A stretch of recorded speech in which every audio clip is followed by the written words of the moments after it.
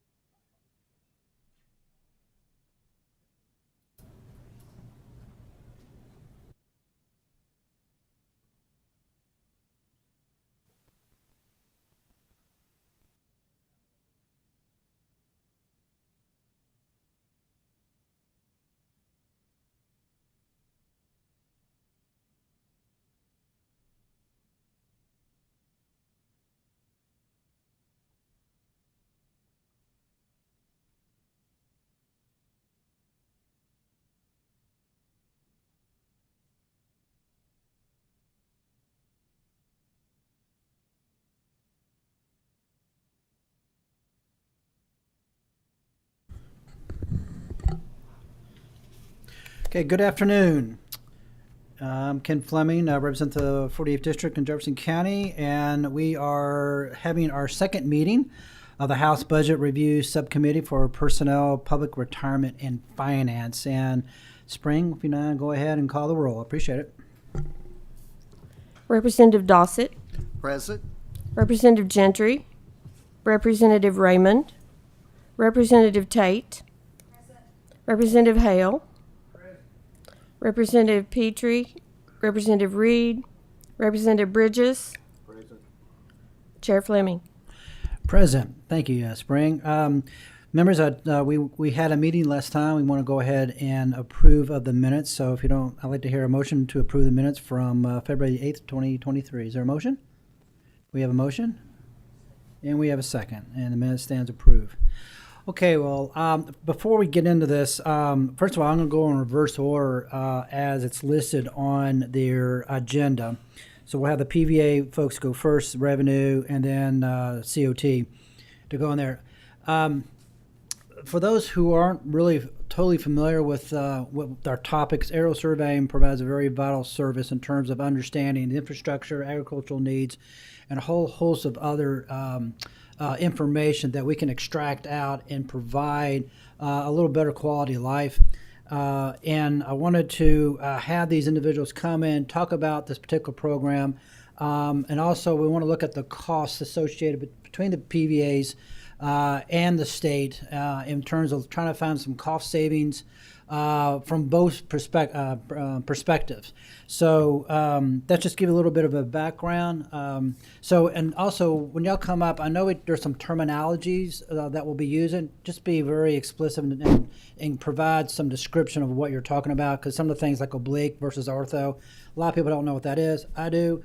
I've been in the business for 10 years, but just give a little background for not only for the members, but also for the general public, so we know what we're talking about. So with that, if you don't mind, I'd like to have Mr. Billings, Mr. O'Neill, and Lee Martin come to the table. Introduce yourselves if you don't mind, and then once you do that, you're teed up and ready to go.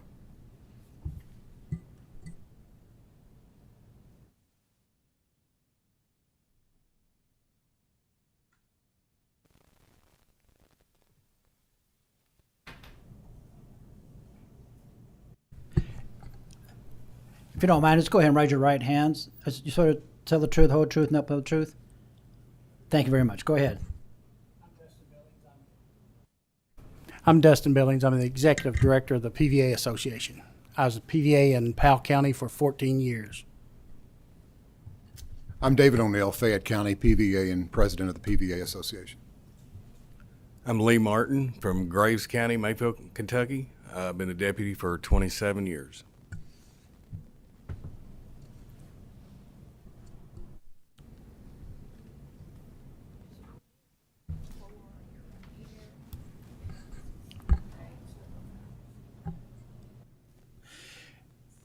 And if you, we've got 3 presentations, so if you can keep it concise as much as possible, I appreciate it. We're going to try to leave some questions and so forth if we members have some.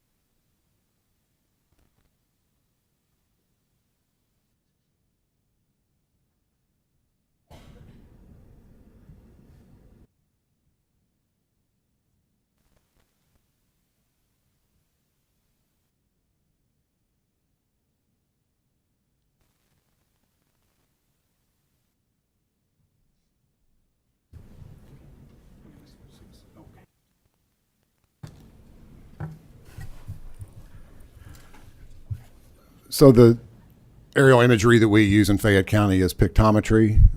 We've utilized it for many years. It's a pretty important piece of our toolkit that we use on a daily basis. I thought it would be helpful. I can show you a lot of it from our website, FayetteCountyPVA.com website.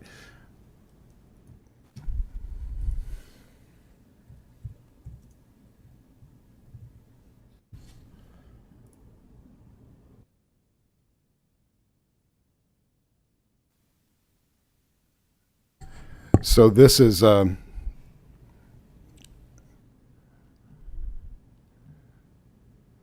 pictometry module on our website, and it's free and open to the public. You do need a login ID and a password, but you can come in and do up to 100 searches a month for free, and it's very heavily utilized and a popular feature. So we have access or provide access to these are all the different flyovers that are currently available. So it goes all the way back to 2004. So this is a pretty nice feature, and also one that we use in-house. So I don't have the ability to show you the pictometry user interface that we use in-house, but most of that can be done from the website. So for example, if we wanted to, when we're assessing a property, we want to see how that property has changed over the years, we can do that. So for example,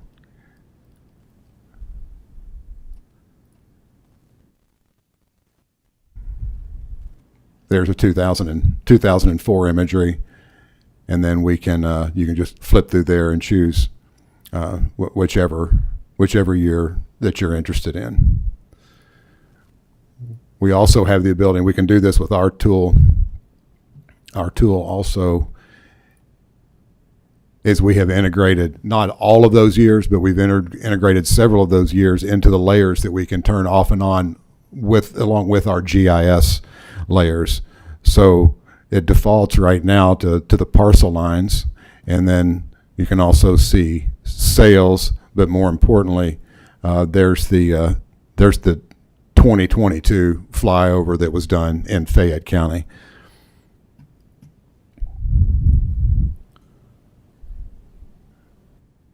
So for example, here's an example where we're looking at two different years. The one on the right is prior to an improvement that was done to the property, where we had a garage and it was detached from the house. There was just a breezeway, and then you look on the image on the left, and you can see that it's been enlarged and it's now attached.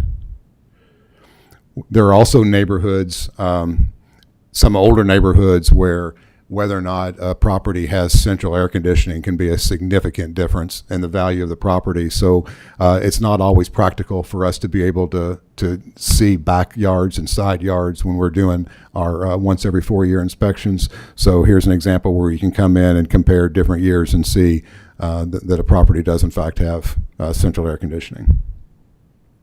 Mr. Neal, is there any ground truthing to your images? I don't know. I'm not able to speak to the technical side of I just it. noticed I believe the blue is your property lines. There's in this particular image, there's two sets of property lines turned on. We do our own parcel lines in the PVA office, and then the city of Lexington also creates their own parcel lines. So we keep those turned on because it'll help us find discrepancies where they might exist, and we'll go in and double check that. We also hear quite a bit that, my house backs up to a railroad track, therefore it's not as valuable as somebody else's house. And there are influence factors that we take into consideration. So pictometry and aerial imagery is very helpful for us to find influence factors, like whether or not the property would be subject to noise and that type of thing from railroad tracks or heavy traffic. Another one is, whether or not it backs up to water. So in our pictometry application, we can also turn these other layers on and off. And in this case, I've turned on the FEMA flood map layer. And so it's this is very helpful for us to turn this layer on in particular and see whether or not a property and how much of a property does lie within the FEMA flood zone. There are also some third-party add-on applications that we've used a couple of different times since I've been PVA, and it's change detection or sketch verification.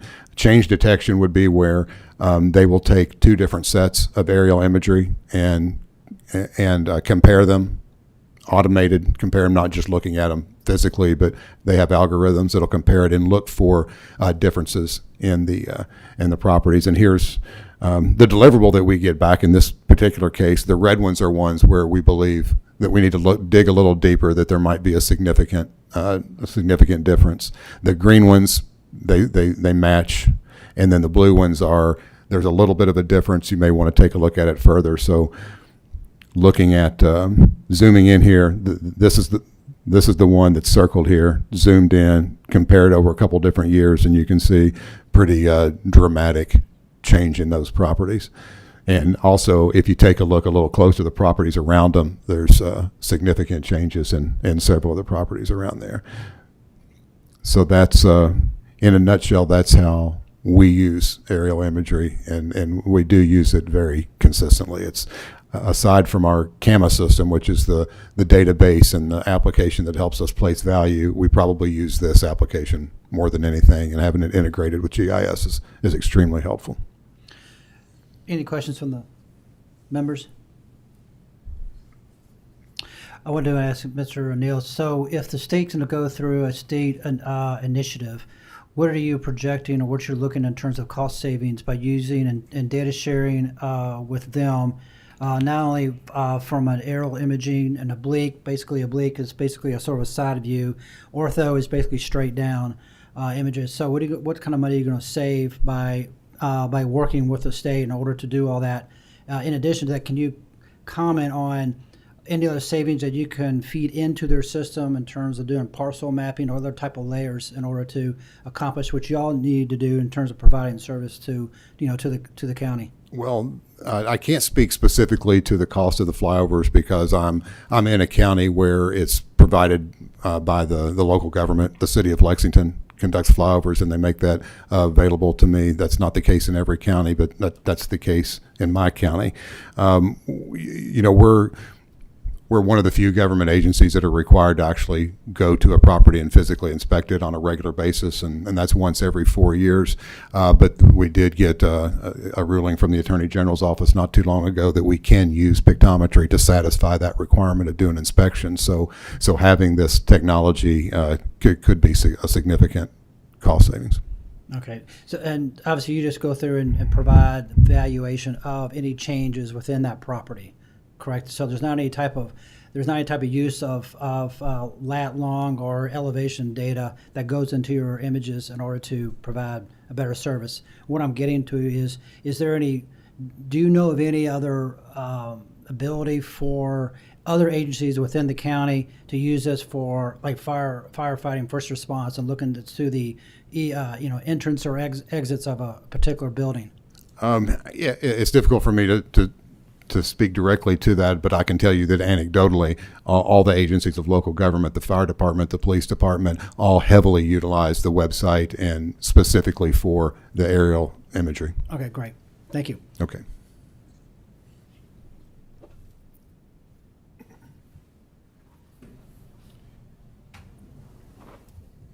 In Graves County, we use a lot of the same stuff that David does, just on a lot smaller scale. But here recently, we used it for a different reason with the tornado that went through Mayfield. Is this me? Okay, this is me. So this was a path that we went through that night.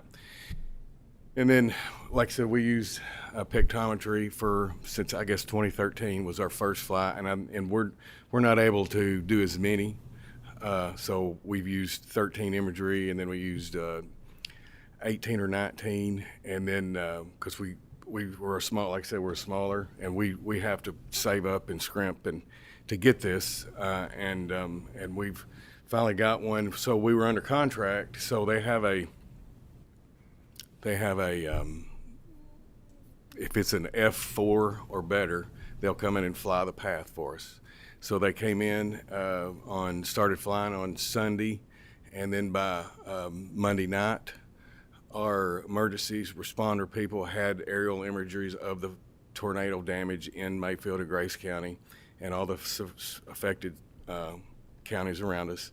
And we were able to, as far as the PVA, we didn't use this imagery as far as our assessing until like we wanted to stay out of the way. The first responders used this imagery from the first 2 or 3 weeks. They looked at where they could get to on Sunday night. They were looking at structures, and FEMA was there, and so it was very. They used it a lot right off the bat for first responders. This is something that I'd never seen before, but that is scarring from a possible F5 at times, F4 tornado. So this is our downtown, part of our downtown on the left. So, you know, downtown, most of the downtown that was gone. We had this is our courthouse. We knew what was gone and what wasn't gone. This is the candle factory where and this was one of our major employers. It's our chicken hatchery. It was gone. This was a nursing home that nobody perished in. Everybody survived. We had about 10 million acres or bushels of corn, gone, and at our granary. But what the aerial imagery helped us do, but before we went out, we could look at the aerial photos, zoom in on the paths, and like the front of the house would look okay, but when we did the oblique and we go around the back of the house, the whole back was blown out. So that was a really really good tool, and of course a lot of them were just like that. We had 200, and we were able to count with our 105 commercial buildings completely gone, 60 commercial buildings damaged, and 225 residences gone, and 262 roofs and such. So that's where we use the imagery, and we'll hopefully now we're rebuilding, and we're finding new structures to put on to help the county, and it was very helpful. Great. Representative Dawson has a question, I believe. Yes, thank you, Mr. Chairman. I greatly appreciate these photos right here. Question I wanted to ask you, of course, living in Christian County and the impact that we suffer from the tornado. What are you expecting the impact's going to be on tax revenue there on your local Actually, governments? it's in Mayfield, in Grace County. If anybody and everybody's priced a house lately, we did have a dip in total assessment last year, but we did not have to raise a rate, just strictly because of how much we'd already put on before the year. And the houses and stuff that had sold that weren't in this path made up for this $160-80 million that we lost. So this year we're actually going to be. I told the Mayfield superintendent last week that he's going to have more tax base this year than he had pre-tornado. Okay. So it's really we're putting newer houses in the city. Sure. That were before they were $40,000-50,000 houses, and now we're at the $150,000 to $200,000. Well, that had been taken in. We were taking that into consideration, knowing that as property was destroyed, we were seeing that within our school districts with their local governments that it could have a negative impact on you. We were paying close attention to you on that. Yeah. Another question I wanted to ask, you mentioned about first responders using the aerial photos. Are they able to determine addresses? Yes, From those. yes. On the, I don't have. I'm not going to be able to pull this up, but there was a website that through this pictometry, all of my parcels were up there. All of the addresses were up there, names and addresses. So that when they went out there, when FEMA had our stuff, they knew who lived at this place, and Okay. they knew the property owners. And that was another issue we've run into, of course, as I said, representing an area and actually my home personally taking a direct shot from the tornadoes. I know we had an issue come up earlier in December where there were additional checks from the cabinet here that went out, and some of those checks went to individuals who did not live in the areas or were not impacted. And I was very concerned, the Public Protection Cabinet, those checks going out, especially when individuals that were impacted by the storms on money that was coming back to the counties from those donated dollars were told they could not access those dollars unless they only worked for unmet expenses.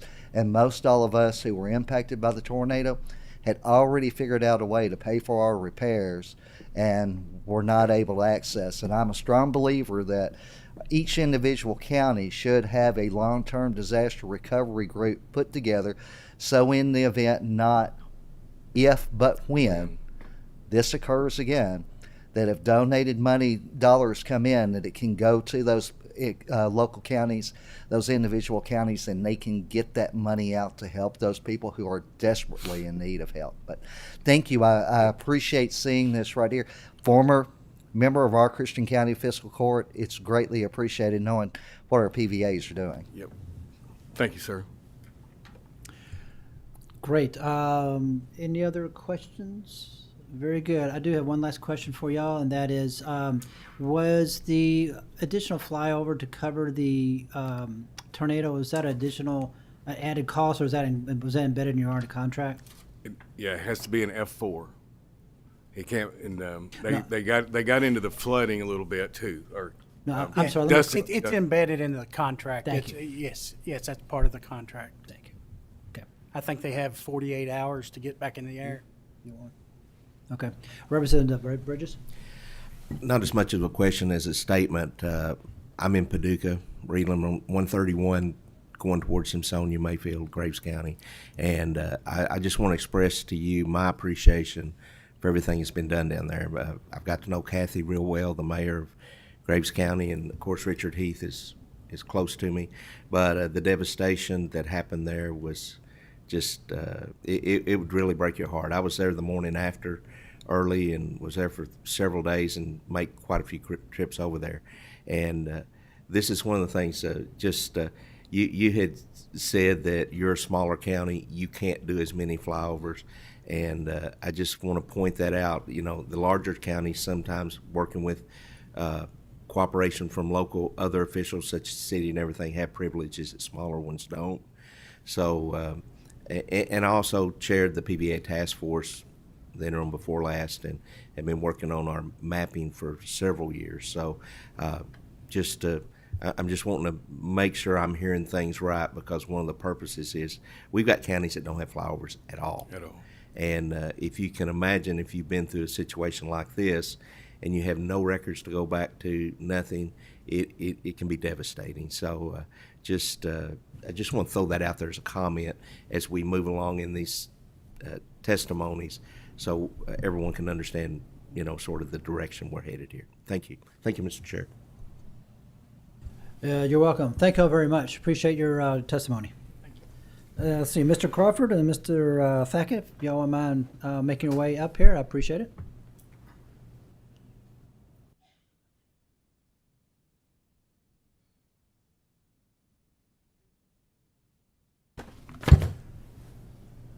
And if you don't mind, just raise your right hand.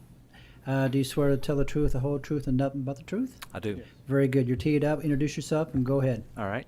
My name is Tom Crawford. I'm the Executive Director of the Office of Property Valuation within the Department of Revenue. I'm Mike Tackett. I'm the Your microphone. I'll turn it on. Thank you, sir. I'm Mike Tackett. I'm the Director of Mineral Taxation and GIS Services. And, well, we don't have a formal presentation for you this morning or this afternoon. We're really here with Kent Annis to provide his support for him. but I will say that this program is going to be a huge advantage for the PVAs. It's really a windfall for them. Not I shouldn't say windfall, but this is going to be a tremendous project for the state of Kentucky and all state agencies to get these flyovers done. As you said, many counties, the small, medium counties, they don't have this information. Fayette County does, Jefferson County does, Northern Kentucky does, but a lot of small and medium counties, they don't have this. And this is going to be great for them. So there's a lot of good information that's going to be coming in the coming months and years due to this project, and we're very appreciative of that.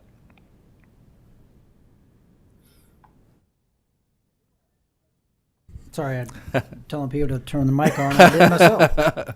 I talked to Ken a few minutes ago, and I'm just going to ask you. I'm trying to get a grasp. Obviously, we're looking at a budget next year, and I got an idea, and I'm sure Kent will highlight this down the road. I'm trying to get an idea what the cost savings will be for the PVAs, or really, when I say PVAs, I'm making that more of a totality approach in terms of the counties. Obviously, some counties don't have anything. But I want to see how much savings the counties will have, because I talked to Logic, Kurt Bottom, have utmost respect for him. He's looking at $250,000 to $300,000 that he will save in his budget in order to do that. So, if you don't have the information, I really appreciate if you give that to us as soon as you can. Yep. On the cost of all the counties that will have the savings in this. Yeah, I think Mike has done some estimating on that, but we can get that to you for sure. Okay, and I also like to find out what type of collaboration, if you could make a couple bullet points, collaboration you're going to have with these counties in order to bring all these different layers into a centralized location for them to save, but also for, say, the state in terms of expediting, because this affects not only building, but also affects agriculture, mining. It affects a lot of things. So I'm trying to get an understanding of how much money is actually going to be saved by finding this efficiency. Yes, I understand. And yeah, it goes far beyond the PVA office. It's exactly right. Good. Any questions from the members? Yeah, Mr. Bridges, Representative Bridges, go ahead. I'll just follow up on that. I know I sat on the natural resources and energy, so the geologic and everything comes up from time to time, and then also on transportation with first responders and road contractors and all of this. And I probably should have talked to the PVAs, and I apologize for, but there's implications that go far beyond just what we're talking about today as far as the savings goes, and that's part of the purpose. And of course I'm a little partial because I've worked on all these projects for the last 3 years or so. So just I'm trying to bring an educational part to these comments as we come along, so the other committee members can see where we started and where we're headed. But the savings, I talked to the land office in the basement here that I'm finding out about 90% of our members don't even know exist, and there's a bigger thing when we talked. I appreciate you showing the FEMA flood maps. We had an instance a few years ago where a city had expanded. They didn't have the mapping capabilities to quantify or verify that. But when FEMA comes in and there's a flood or there's a national disaster, sometimes their appropriations are per city, per county, per this or that. And I know there was a great extensive amount of work had to come out because that city had annexed and gone out so far, but it wasn't done properly because they didn't have the tools to do it. And it could have cost that city several $1 million in FEMA funding because of the improper thing. So when we do the overall, this could, and I'm not going to call any names, but this small city in a small county, it couldn't have done, it just don't have these capabilities available. So I just want to stress part of the intent of what the purpose of these fundings are. And then on top of that, currently, just the cost of what we're doing, I do know that I can help you with, and it's we've allotted $8.5 million over the over this biennium budget each year Yes. per Right. year. So Correct. it's a great undertaking, and I'll be honest with you, I feel responsible if it's not done properly. So I'll be taken to the woodshed. So just so everyone understands. But thank you, Mr. Chair. You're welcome. Thank you, gentlemen. Appreciate Thank it. Kent? And I do want to emphasize that this our GIS department, not to inflate Kent's ego or anything like that, but we've got a really pretty dynamic group of GIS professionals within the state, and they have been recognized on several occasions throughout the country, as well as Logic in Louisville. I'd like to use my PowerPoint if I could. So I just wanted to let you know we're It's the same pretty thing. fortunate, and then I think Kent's going to go through and describe what this project could use is this. and hopefully what it means down the road for all of us.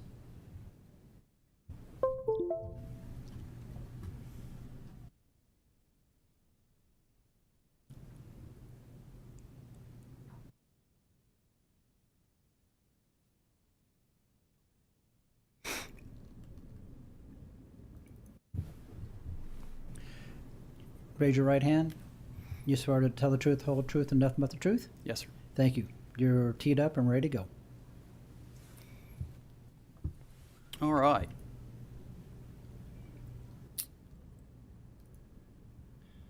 I want to give you all a project overview.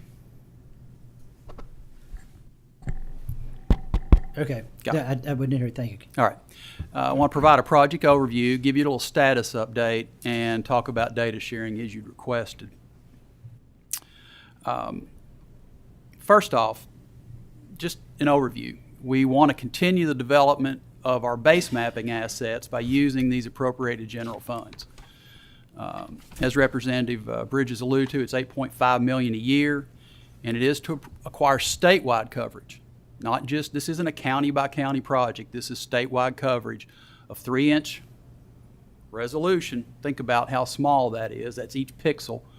Ortho, which as you indicated is the nadir view, the straight up and down view, or the obliques, which is from an angle.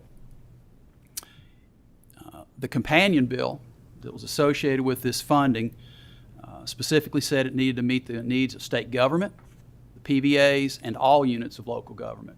So I think this has been really good for us to see how the PVAs are going to use it, how it helps them do their assessments, how it helps them after disasters and things of that sort. But there's a lot of government entities and private sector entities that will benefit from this.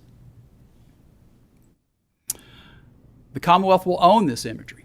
There will be no use restrictions. A couple of the things that you all were shown previously were copyrighted products. These are not. These will be shared openly in the public domain. The imagery that we acquire must meet or exceed the standards that were adopted by the Geographic Information Advisory Council. And there's very specific things in there, in those standards, that make sure it meets the needs of like transportation from an engineering perspective, that it's appropriate for all types of infrastructure development. There's a lot of specifics in there that we've adopted from the federal government, and we've got this from other state agencies who've been down this path, or other state governments who've been down this path. As noted, the imagery will be freely available to all units of government and those in the private sector. Contract was awarded last June. Two representatives from units of local government, multiple state agencies, and also, looks like I've missed a line there, 2 representatives from the Department of Revenue. So Mike Tackett, Tom Crawford, who were just up here, they were on the review committee along with folks from Logic and also a lot of other state agencies. As per the legislation, procurement of a non-licensed product ensures that the greatest number of users are going to be able to put their eyes on this. If we had a licensed product, that wasn't going to be the case. So the imagery will be used to design and build transportation, water and wastewater infrastructure, and communication infrastructure. There's a lot of talk about broadband these days, and this will be helpful for that as well. To market the Commonwealth to investors and attract tourists, to improve the situational awareness of our first responders. And that particular bullet right there may be more value in that than most anything we do. When somebody shows up at your house, they're going to have a better situational awareness than they would have had previously. Prepare for, respond to, and rebuild after disasters, improve land use and community planning, and as noted, assess properties for the purpose of taxation, and of course manage our public lands.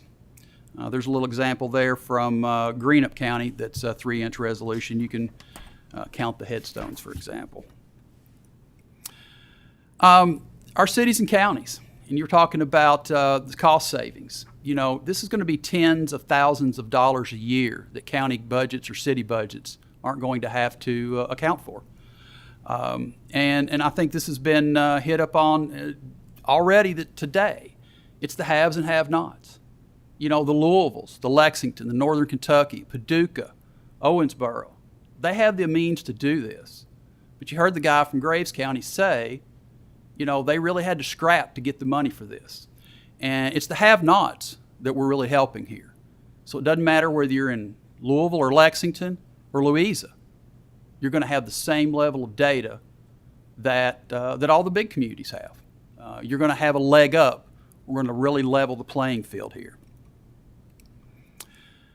One of the things that's important, and this is in our specs, this is very important because we have to make sure that this is acquired when there are no leaves on the trees, there is no cloud cover, no snow or ice on the ground, no flooding, no streams or rivers out of their banks, and the sun angle must be greater than 30 degrees. That helps with shadows.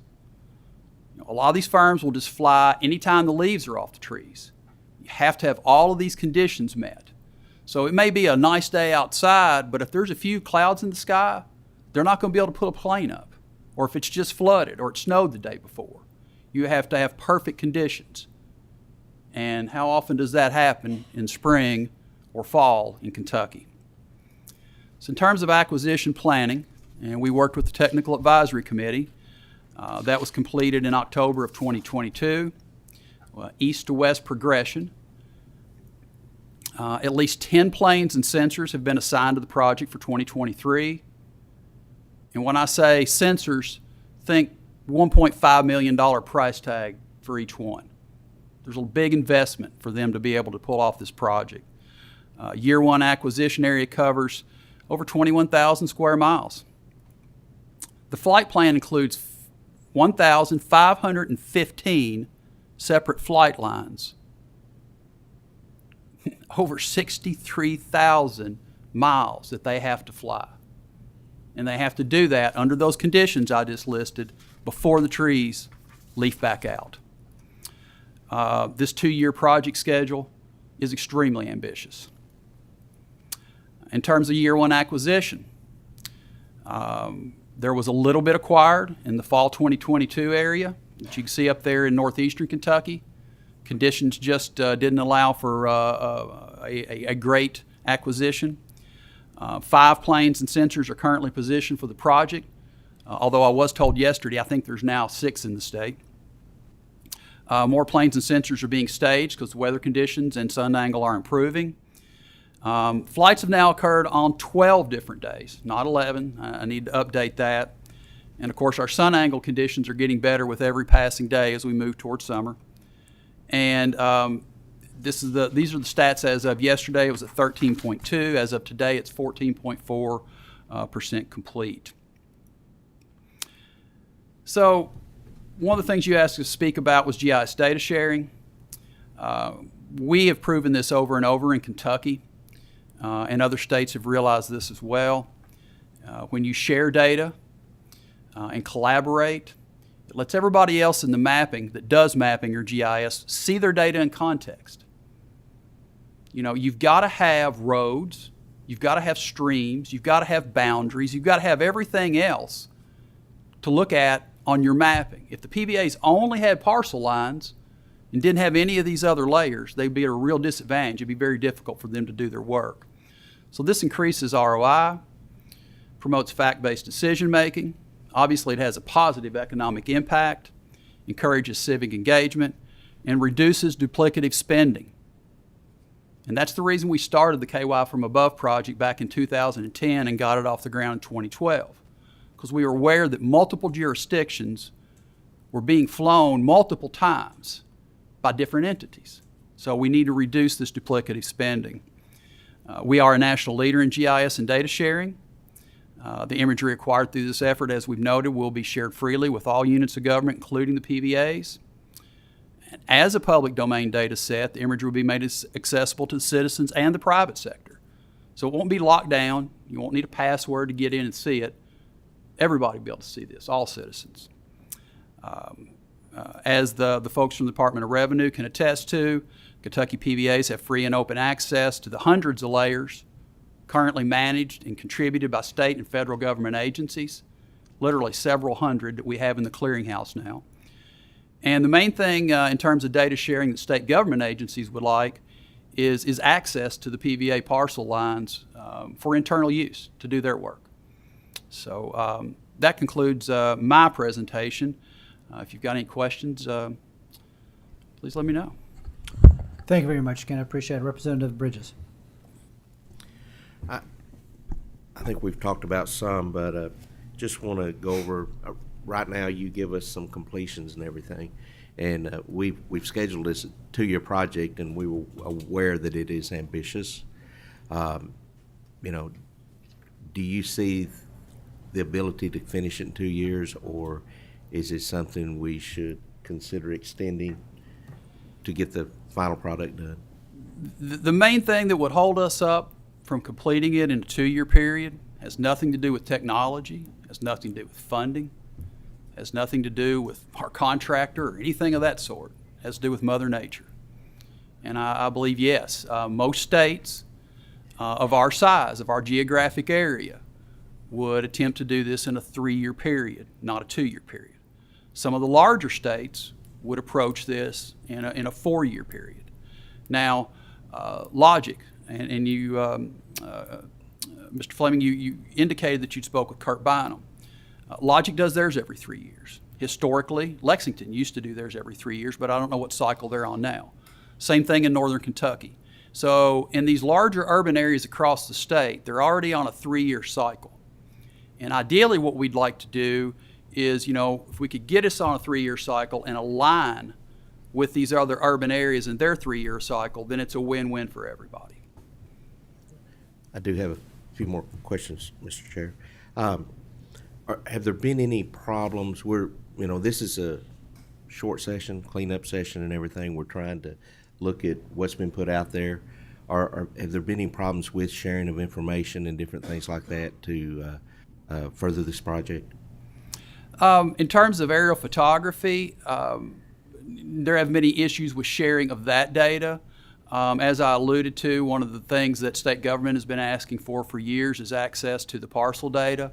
You know, if we're doing a bypass study, or Fish and Wildlife's trying to expand a wildlife management area, or we're looking at right-of-ways for infrastructure or things like that, right now we not for every county, but for most counties, we have to pay for that. And so that is one data layer that the state government would like to have access to. If you'd asked me this 2 years ago, I'd say we want address points. But we've got that. That's forthcoming. Really, that's one of the last holdouts that we have at this point. I can say that during the flood and tornado response, we were able to get a look at the PVA parcel data for those response efforts, but it was for your eyes only and for first responders only. So that was extremely valuable. And I can tell you, when FEMA got their eyes on that through the secure portal that we set up, they were very pleased. They were very, very pleased to see that those PVAs had shared that. Although it was for a limited use, there was great value in that from a first responder perspective and from a recovery perspective.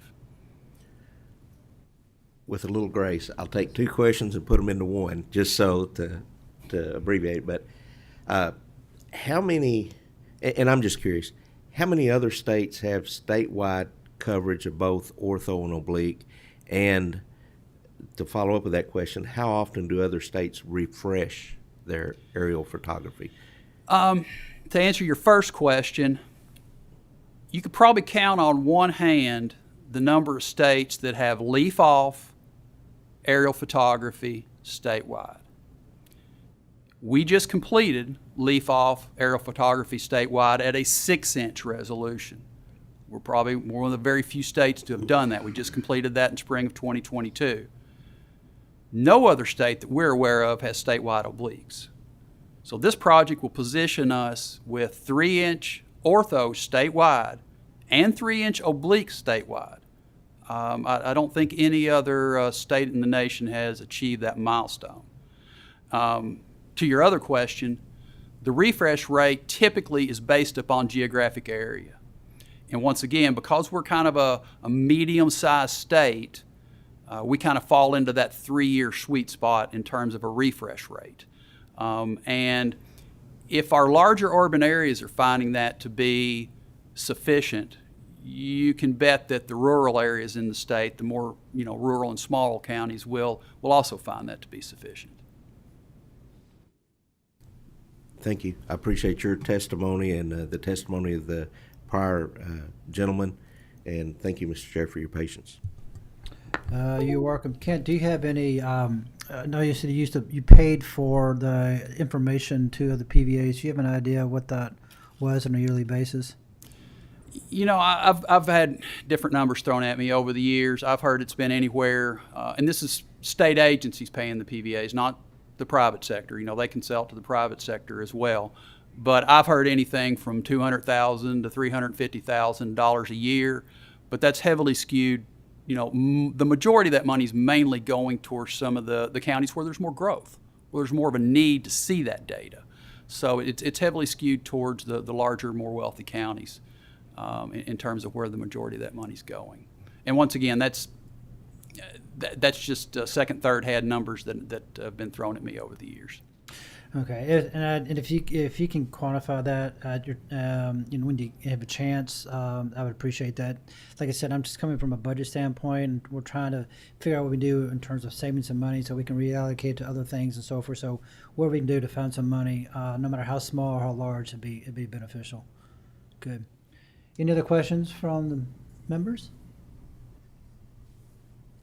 Thank you very much. Thank you. Appreciate you coming in. Is there anything else before the committee from the members?